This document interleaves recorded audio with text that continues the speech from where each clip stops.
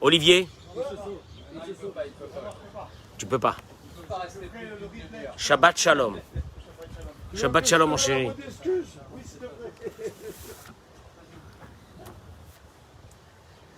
Aïe, aïe, aïe, aïe, aïe, aïe. Mais moi aussi j'ai peur de ma femme, qui m'oblige à rester, Olivier. On est en direct. On est en direct. On va commencer. On va commencer. On est en direct. Ce matin, bien que j'ai pas l'habitude de faire un chiour en live vendredi, mais on n'a pas dormi de la nuit. On avait tous nos enfants chez Rabbi Shimon Bar Yochai à Méron. Les téléphones se sont arrêtés, donc il y a eu une saturation totale. On n'a pas réussi à les avoir pendant plusieurs heures, ça a été l'enfer. Et j'ai pas arrêté de pleurer tout à l'heure. Il paraît qu'il y a beaucoup d'enfants parmi les victimes. C'est eux les plus fragiles. Qu'est-ce qui va Hachem de nous? Qu'est-ce qui va Hachem de nous? Qu'est-ce qui va Hachem de nous? Qu'est-ce qui va Hachem de nous? Qu'est-ce qu'il veut? Qu'est-ce qu'il veut? Qu'est-ce qu'il veut? Qu'est-ce qu'il veut? Juste, je me souviens d'une chose. C'est que le Talmud dit qu'il y a eu l'époque de Achav, dans lequel la majeure partie des gens étaient des gens qui étaient très loin du chemin de Dieu, partaient en guerre et il n'y avait aucune victime. Parce que le Talmud dit, parce qu'il y avait une ardoute, une avat Israël énorme entre eux. Midat Hadin, la rigueur ne peut pas toucher le peuple quand il est uni et soudé. Donc déjà la première marque de ce que nous on doit comprendre de ce drame, il est innommable. Aujourd'hui il va y avoir des dizaines d'enterrements le jour de l'Akba Omer. Le jour de l'Akba Omer. On n'a pas fait les Tachanoni, mais j'avais mon cœur qui pleurait. On dirait que c'était le jour de Tisha B'Av. Je sais pas. Je sais pas quoi dire. C'est une catastrophe. C'est une catastrophe. Bon. Le jour de joie le plus grand du Ham Israël qui a été l'inauguration du Mishkan, Dieu a pris les deux enfants d'Aaron. Ma fille m'a dit, c'était à peu près 1h du matin, elle m'a dit la musique, c'était le feu, c'était la joie la plus grande au monde. Et je ne sais pas combien de dizaines de milliers, peut-être 100 000 personnes. D'un seul coup, la musique s'arrête. Et l'enfer a commencé. C'était l'enfer. Bon. Là, Elou Nishmat, toutes ces victimes. On va essayer quand même de dire un Dvar Torah. Parce que cette Torah nous protège. Parce que Boré Olam, on ne sait pas pourquoi il fait des choses. Mais c'est pas parce qu'on ne sait pas pourquoi il fait des choses qu'il fait des bêtises. Chazvé Shalom, à Dieu ne plaise. Je ne sais pas. Je voudrais vous donner juste une notion aujourd'hui. On a une vraie gueule de bois. On a une vraie gueule de bois ce matin. Je voudrais vous donner une notion. Vous savez que le Talmud, dans Masechet Sanhedrin, Daf Aïn, il ramène quelque chose d'extraordinaire. C'est que dans Michelet, qui a été écrit par qui? Par Shlomo Amelech. Michelet, c'est un livre qui a été écrit par Shlomo Amelech. Et la Refoua Shelema, pour tous les blessés. Amen. Keni Ratson, Bisrout Limud Torah. Certains dans une situation catastrophique. Quand je vois au moins il les protège à eux. Shlomo Amelech, il dit la chose. Divrei Lemuel Melech Massa. Asher Yisarto Imo. Parole du roi Lemuel. Vous avez entendu parler d'un roi Lemuel qui s'appelait Lemuel, non? Parole du roi Lemuel avec laquelle sa mère lui a fait des remontrances Issarto, elle lui a fait des remontrances.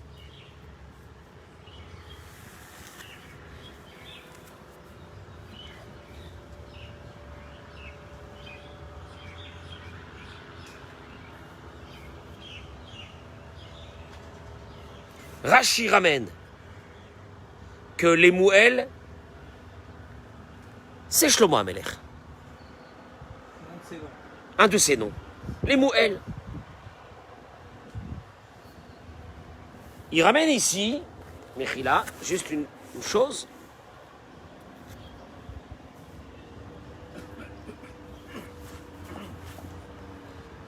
Rabbi Yochanan a dit au nom de Rabbi Shimon Bar Yochai. C'est là, il est là aujourd'hui. Rabbi Yochanan dit de la part de Rabbi Shimon Bar Yochai. Qu'est-ce que c'est cette histoire-là? Shlomo Amelech, les Mouel, qu'on l'appelle les Mouel, a subi des remontrances de sa mère. Et Shlomo Amelech raconte qu'il a subi des remontrances de sa mère. Vous allez voir. Mais Lamed, la Gemara dit, nous apprenons, il dit Rabbi Shimon Bar Yochai, Shekfa'ato imo ala amoud. La mère du roi Salomon l'a attaché à un poteau, comme si elle se préparait à le frapper. Elle a attaché un poteau au roi Salomon. Elle a attaché un poteau.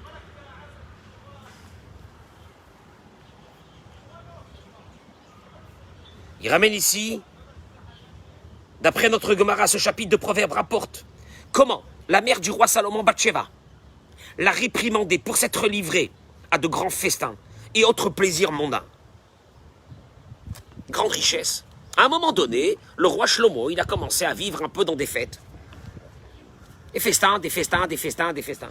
A oublié que le monde était sérieux. Sa mère, elle a attrapé, elle a attaché un poteau. Hein? Il était déjà roi. C'est une folie. Et regardez qu'est-ce qu'il dit la Gemara. Ve'amra lui a dit Ma beri ou mar barbitni ou me bar nedarai. C'est ça mon... Est-ce que c'est ça mon fils? Est-ce que c'est ça le fils de mes entrailles? Est-ce que c'est ça le fils de mes vœux? Nedarai vient du mot neder, de mes vœux. Traduction.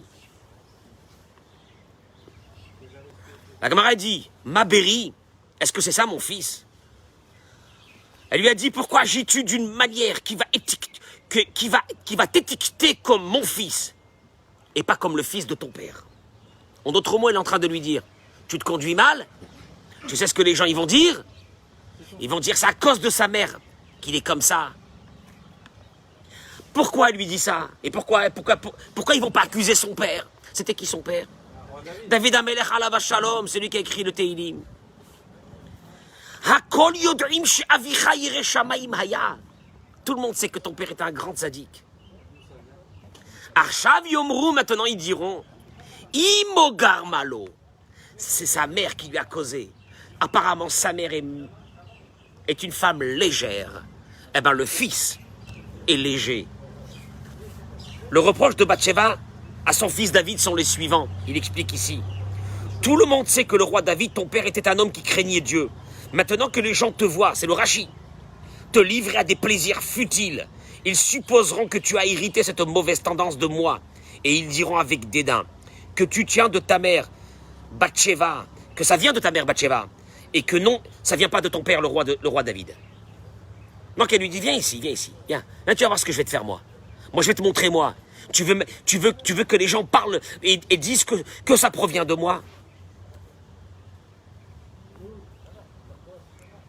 Elle voulait que son fils, il dit le marchand,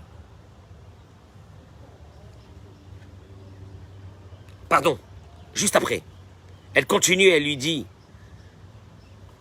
ma barbitni,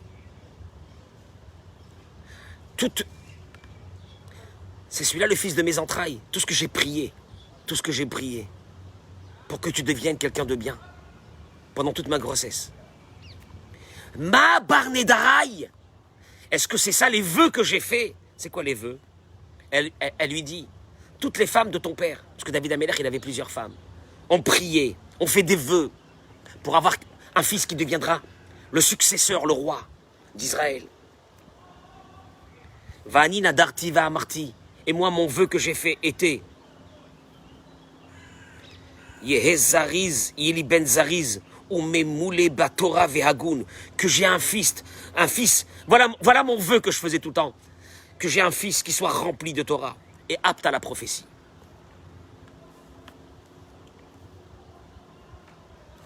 Bathsheba, la seule qui a prié pour avoir un fils qui était tzaddik, elle lui dit, c'est ce que tu as fait? Qu'est-ce qu'ils vont dire les gens? Ah ben, David Amelech était un grand saint, un grand tzaddik. Ouais, mais la mère, sûrement qu'elle ne devait pas être terrible. La preuve, regarde le fils, comment il est maintenant. En d'autres mots, qu'est-ce qu'elle est en train de te dire ici, la Gemara? Chez qui c'est le problème? Chez qui c'est... Le problème d'un enfant, c'est chez qui? Je vous le ferai rentrer dans votre crâne jusqu'à la fin de ma vie. C'est à cause des parents. Qu'est-ce que ça veut dire, c'est à cause des parents? Vous voulez le voir dans la paracha de cette semaine? Vayomer Adonai el Moshe. Et mort el Kohanim bene Aharon. Hachem, il a dit à Moshe. Et mort el Kohanim. Dis aux Kohanim, les enfants de Aaron. Ve'amarta alehem. Et tu leur diras. Les nefesh lo itama be'amav. Que tous les Kohen n'auront pas le droit de se rendre impurs. Jusqu'à aujourd'hui, nous les Kohanim, on n'a pas le droit de rentrer au cimetière. Nous avons le droit de rentrer qu'une seule fois. C'est pour l'enterrement d'un proche, des parents. Frères, sœurs.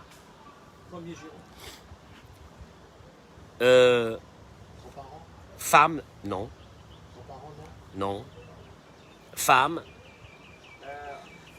Frères, sœurs célibataires. Sœurs célibataires, parce que si elle est mariée, donc elle est rentrée dans sa famille de son mari. Et les enfants, Dieu ne plaise. Une fois, au moment de l'enterrement. Et puis après, c'est fini. On n'a pas le droit de rentrer dans un endroit où il y a un mort. Et aujourd'hui, nous gardons ces coutumes parce que le Beth Amikdash va être créé et on risque d'oublier ces lois de pureté, d'impureté, qui aujourd'hui n'existent pas malheureusement, puisque tout le monde, on est tous entre guillemets impurs.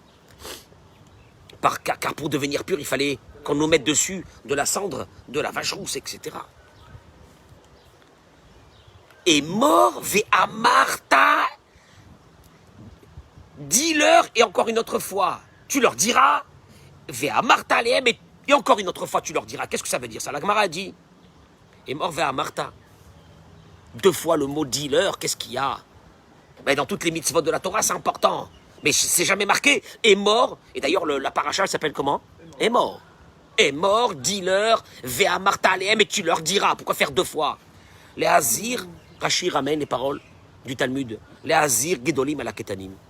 C'est pour avertir les grands, c'est pour sermonner les grands, les adultes, avertir les grands de bien faire passer le message aux enfants. Et là, nos sages sont interpellés par cette injonction, parce que toutes les mitzvot de la Torah, on a une obligation d'éduquer nos enfants. Mais il n'est marqué jamais dans aucune mitzvah de la Torah, avertis les grands de bien avertir les petits. Avertis les grands de faire très attention à de bien avertir les petits. Une seule fois, c'est marqué dans la Torah, au sujet de l'impureté des Kohanim. Il ramène ici le Rav. Yesod Chinuch Aktanim, la base de l'éducation des petits, des enfants. On l'a déjà expliqué plusieurs fois. Qu'on ne peut pas arriver à une éducation par des cris, par des hurlements dans une maison, par des punitions. Ça n'a jamais éduqué. Ça a fait peur, mais ça n'a pas éduqué. Quelle est la différence? C'est que le jour où c'est que l'enfant n'aura pas peur, parce que tu n'es pas là, parce que tu as le dos tourné, qu'est-ce qu'il fait? Il fera ce qu'il veut. Partagez-moi ce cours, s'il vous plaît, parce que c'est fondamental dans l'éducation, ce que je vais dire ce matin. Ça ne sert à rien. Ne crie pas dans une maison. Ne fais pas peur aux enfants dans une maison, ça ne sert à rien. Ça sert à calmer la situation dans le moment, mais aucun message n'est passé. Va sortir de cette maison un âne.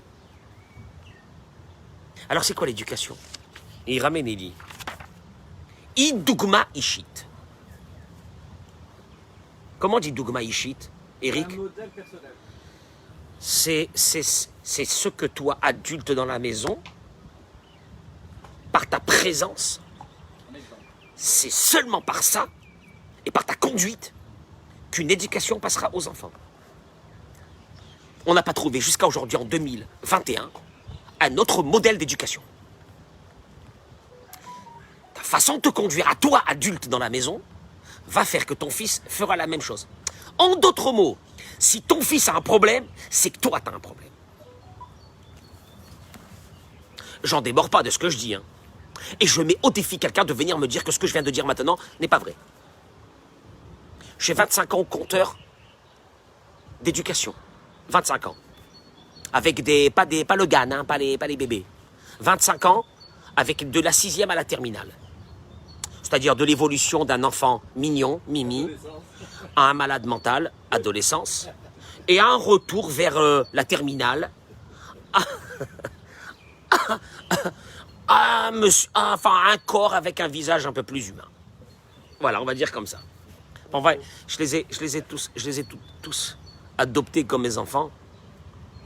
Et quand il y avait des travers avec eux, et que je convoquais les parents, j'avais la réponse. J'avais la réponse. En parlant avec les parents. Oui. Non, mais c'est pas seulement ça. C'est qu'en fin de compte, dans mon bureau, quand je recevais les parents avec l'enfant, non, je disais à l'enfant de sortir. Et je lui dis au père, regardez, on a discuté un quart d'heure, vous m'avez balancé un peu ce qu'il y a à l'intérieur de vous, je vais vous dire ce qui ne va pas. On va commencer. J'étais un peu dégoûté quand il sortait. Hein. Mais on est dégoûté de la réalité. Regardez. À l'idée, chez Roéa Ben et... Alors là, il y a un problème, il te dit. On revient à la paracha. L'enfant regarde la maison. Il a son cercle autour, la famille. Quand une famille... Vous n'allez pas aimer, mais c'est pas grave. Quand une famille, elle est néfaste. Elle est néfaste. Elle a une conduite. Je ne parle pas maintenant de religion. Quoique, si tu veux éduquer tes enfants dans des valeurs et que tu les mets avec... Le vibreur. Quand tu mets des enfants que tu veux éduquer dans les valeurs de la Torah, avec des enfants qui n'ont aucune valeur, parce que les parents n'ont aucune valeur, véritablement, tu vas créer un problème avec tes enfants. Ça, il faut le savoir. Ça, il faut le savoir. Parce qu'un enfant, c'est un buvard. Si tu le gardes dans un endroit sain, propre, stérile, oui, mais monsieur le rabbin, alors donc là, il ne sera pas confronté plus tard à la vie. Il n'y a pas de confronté. Il y a pas de quoi. C'est des mots. Ça, c'est des mots qui veulent rien dire. Ça, ceux qui disent ces mots-là, mais monsieur le rabbin, si vous le fermez comme ça, et eh ben, plus tard, c'est pas vrai. Si ta religion, elle est épanouie, elle est belle, et que tu fais passer des messages de la meilleure façon, moi j'en ai vu des milliers, qu'après qu'ils sont sortis de leur maison religieuse, sont restés très bien. Il n'y a eu aucun problème. C'est pas vrai. C'est pas vrai, parce que dans ce cas-là, prends ton fils aussi. Tu dis parce qu'il faut qu'il soit ouvert au monde entier. Je veux lui faire visionner et je veux lui montrer toutes les pourritures de ce monde pour qu'il soit bien plus tard fort. C'est faux, on le fait pas. C'est pas vrai, on le fait pas. Et je vais lui donner à manger n'importe quoi pour que son corps soit solide plus tard. Pas du tout. On le protège. On protège un enfant, on protège un enfant. On protège un enfant. Mais si vous le mettez avec une famille dégradée, avec des enfants mal éduqués, avec des enfants qui n'ont aucune valeur, vous mettez vos enfants en péril. Ça, il faut le savoir. Ça, c'est clair. Maintenant, il te dit, toi, tu essaies d'avoir ton environnement le plus cohérent avec tes idées à toi. C'est important. Et voilà que tu apprends à ton fils qui est Cohen, en l'occurrence, c'est la paracha, les valeurs d'un Cohen, les restrictions d'un Cohen. On ne pourra pas se marier plus tard avec eux. Toutes sortes de personnes. Il doit faire attention à l'impureté. Lui, l'enfant, il est imprégné, surtout dans la maison, et après, dans son environnement proche, on a dit, de ses amis, tu élargis un peu le cercle. Oui ou non? Parce que l'enfant, il ne vit pas dans une maison fermée, à clé. Donc il faut que tu lui construis la maison, il faut que tu lui construis son environnement aussi, de ses amis, l'école, etc. On est bien d'accord. Tout ça doit être cohérent. Le seul problème, c'est que dans toutes les lois de la Torah, tu lui auras dit par exemple à ton fils de ne pas manger quelque chose qui n'est pas cachère. C'est cohérent avec aussi ses amis, avec l'école, avec la société dans laquelle il vit. Mais là, il y a un problème avec les Kohanim. C'est que toute la société fait justement le contraire de ce que les Kohanim font. puisque toute la société, ce sont des Israël. Et un Israël aura le droit de se rendre impur, de rentrer dans une maison c'est qu'il y a un mort, de rentrer dans un hôpital quand il y a un mort, de rentrer dans un cimetière, etc. Et que tous les Juifs le font et rentrent parce qu'eux, ils n'ont pas ce problème. Comment il va se sentir, lui? Il va se sentir confronté à quelque chose qui ne va pas. Chez lui, à la maison, on lui dit qu'il doit faire attention aux lois de pureté et d'impureté, mais il sort dehors et qu'est-ce qu'il voit tout de suite en sortant dehors? Le contraire. Donc il y a un gros problème. Et là, la Torah va te dire une chose. Quand tu vis dans une société qui montre le contraire de ce qu'il y a à la maison, ça va être dur. Toutes les autres lois, par exemple, je ne sais pas moi, Shabbat.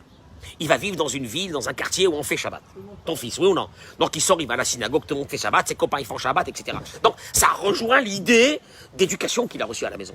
Mais quand ça ne rejoint pas l'idée de l'éducation, ça va devenir très dur. Et là, la Torah te dit, alors là, tu vas faire attention. Comment? Doublement. Qu'est-ce que ça veut dire doublement? Il faudra que ton message soit d'une clarté et d'une puissance extraordinaire. Pourquoi? Parce que dehors, malheureusement, les Israël, entre guillemets, eux, ne gardent pas, non pas les lois d'impureté et d'impureté.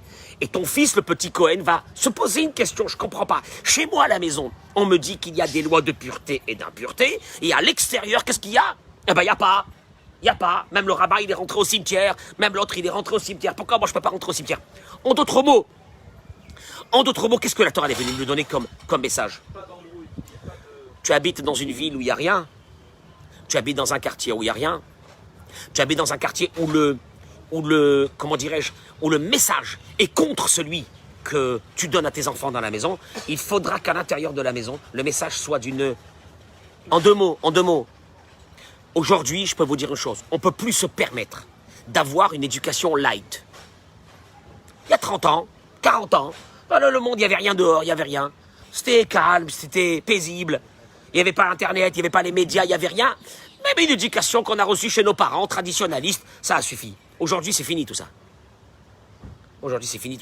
Ils reçoivent en pleine tronche toute la poubelle du monde qui nous arrive directement chez nous à la maison. On est bien d'accord. On est obligé d'avoir des discussions avec eux. On est obligé d'avoir une proximité. On est obligé d'avoir une amitié. On est obligé de faire passer les valeurs par une autre façon qu'on les faisait passer avant. Parce que nous, on les a reçues avec des coups de bâton. Les valeurs. Et on n'a rien dit. On a baissé la tête et on a continué. C'était la génération. Aujourd'hui, tu ne peux plus faire ça. Donc aujourd'hui, il faudra innover si tu veux garder tes enfants des enfants normaux dans une maison. Et tu entends ce que je te dis? Tu veux garder des enfants normaux, il faudra s'asseoir avec eux, il faudra discuter. Eric, il faudra d'abord que tu sois normal. À la base. Parce que si toi, à la base, t'es pas normal, je peux t'assurer que le message qui va passer, c'est que tu auras des enfants qui seront fous. Je termine par une chose. Parce qu'il y a tellement à parler, je peux parler encore pendant 2 heures sur ça. Et ça incombe à qui? Aux parents. À personne. À personne. La paracha, c'est ça. C'est la paracha d'éducation. Il n'y a rien, c'est les grands. Les Hazir Agdolim Alaktanim. Tu avertiras les grands qu'ils apprennent bien les lois, qu'ils sachent comment les transmettre aux enfants. Parce que l'éducation des petits Cohen à la maison, elle va être compliquée par rapport à ce qui se passe dehors. Et la Torah elle est en train de te dire, quand tu vivras dans un moment, dans un endroit, dans une période où c'est que l'extérieur sera nocif, tu auras intérêt à investir 10 fois plus que ce que tes parents ont investi chez eux à la maison, à leur époque. Et là, il ramène ici une chose, il ramène ici, regardez, parce que toute la responsabilité, il y a tellement de choses à dire ici que je suis en train de trier une toute petite chose, parce qu'il faut qu'on termine ce matin. À tel point que la Torah, elle a mis la responsabilité sur les parents. C'est que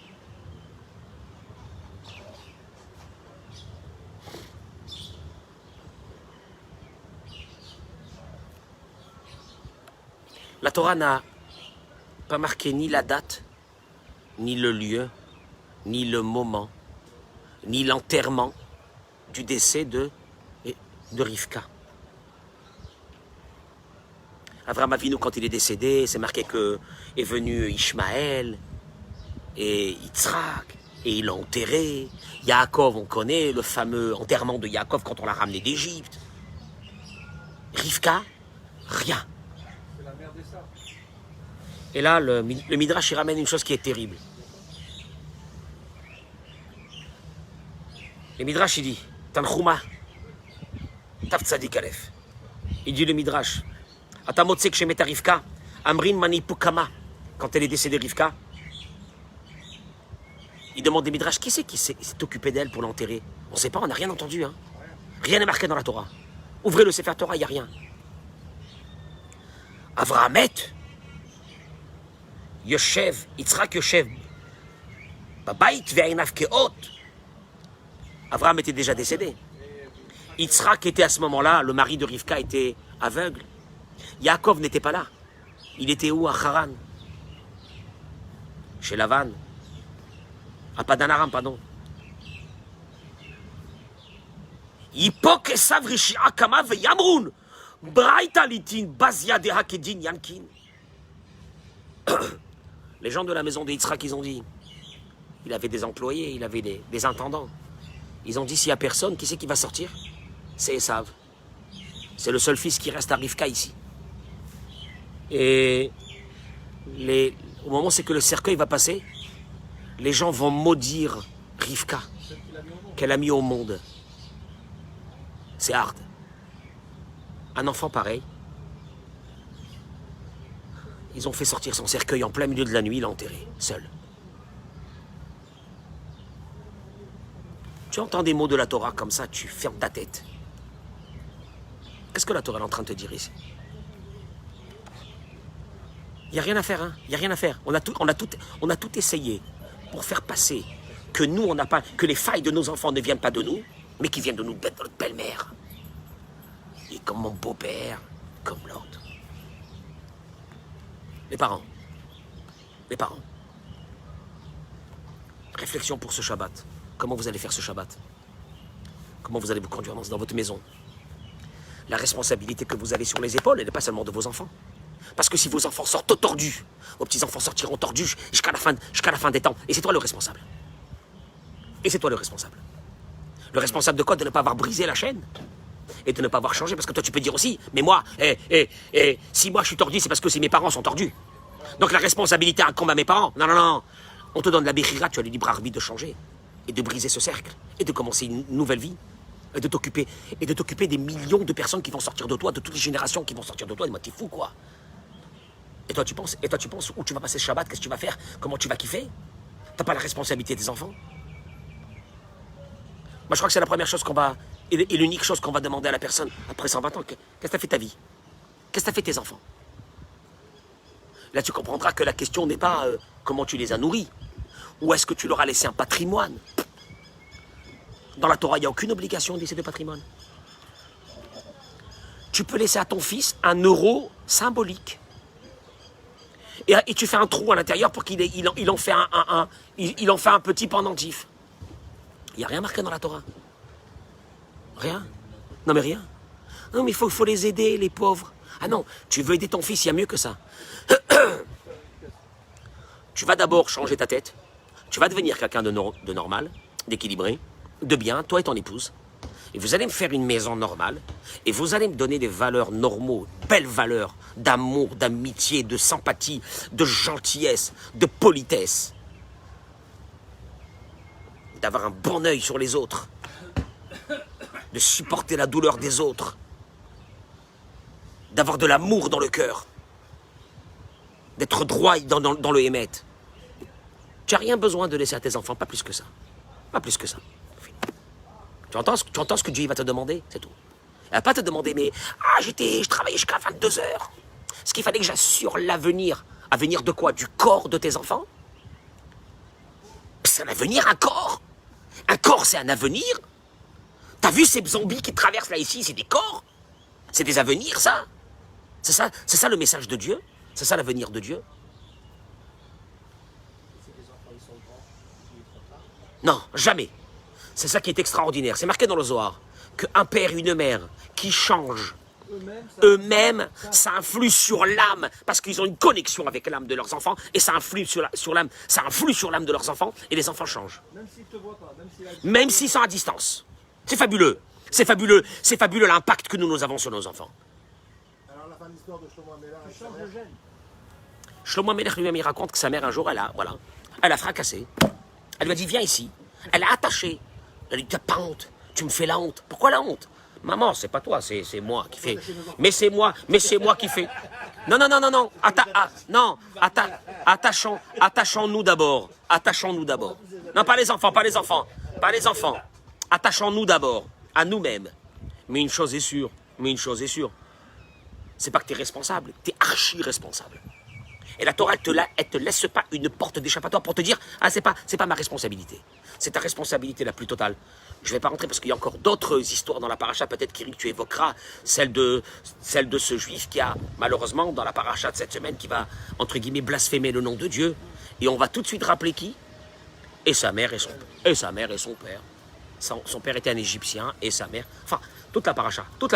Et en plein milieu de la paracha, Bat Kohen, qui techel liznot, et avia, imechalelet.